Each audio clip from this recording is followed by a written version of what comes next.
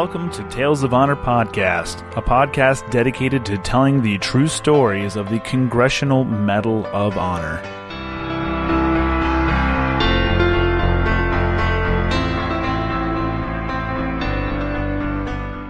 And welcome to another episode of Tales of Honor Podcast. I'm your host, Christoph Ambrose, and today's episode is episode number 193.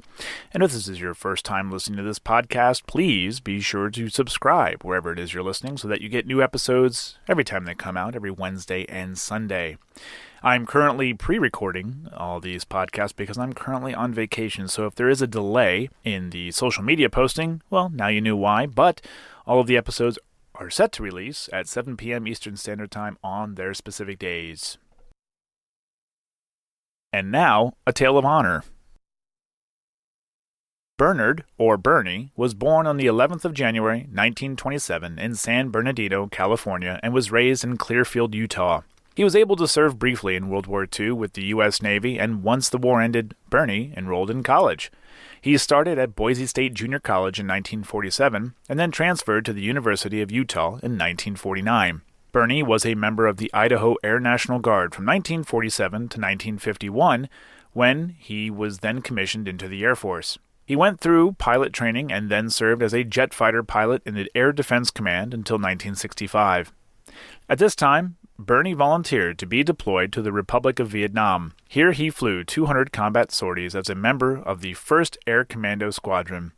It was his actions while leading a 2-ship element of Sky Raiders to the A Shau Valley on the 10th of March 1966 that would earn him the Medal of Honor. The citation reads, "For conspicuous gallantry and intrepidity at the risk of his life above and beyond the call of duty.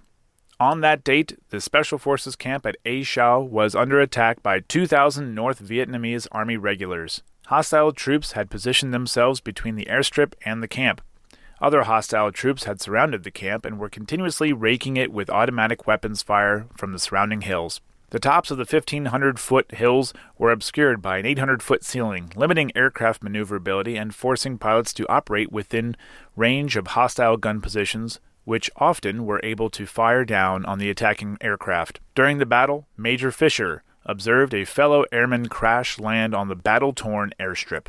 In the belief that the downed pilot was seriously injured and in imminent danger of capture, Major Fisher announced his intention to land on the airstrip to effect a rescue. Although aware of the extreme danger and likely failure of such an attempt, he elected to continue. Directing his own air cover, he landed his aircraft and taxied almost the full length of the runway, which was littered with battle debris and parts of an exploded aircraft. While effecting a successful rescue of the downed pilot, heavy ground fire was observed, with 19 bullets striking his aircraft. In the face of the withering ground fire, he applied power and gained enough speed to lift off at the overrun of the airstrip. Major Fisher's profound concern for his fellow airmen, and at the risk of his life above and beyond the call of duty, are in the highest traditions of the U.S. Air Force and reflect great credit upon himself and the armed forces of his country." Bernie returned to the States, and soon after, on the 19th of January 1967, he received the Medal of Honor from President Johnson. He continued to serve in the Air Force until his retirement as a colonel in 1974, and went on to run as a candidate for governor in Idaho.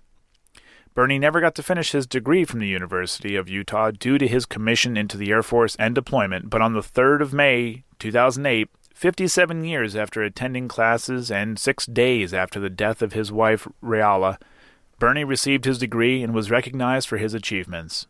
Bernard Francis Fisher died on the 16th of August, 2014, at the age of 87, and is one of 19 Air Force Medal of Honor recipients and is buried in the Idaho State Veterans Cemetery, Section 12-1-142. And that was a Tale of Honor. Thank you for listening to Tales of Honor Podcast. Head on over to talesofhonorpodcast.com for more information, other ways to listen and support the podcast, and please be sure to leave a good rating and a nice review. If you have any questions or comments, you can send them to talesofhonorpodcast@gmail.com. And until next time, I'm Christoph Ambrose. Thanks for listening.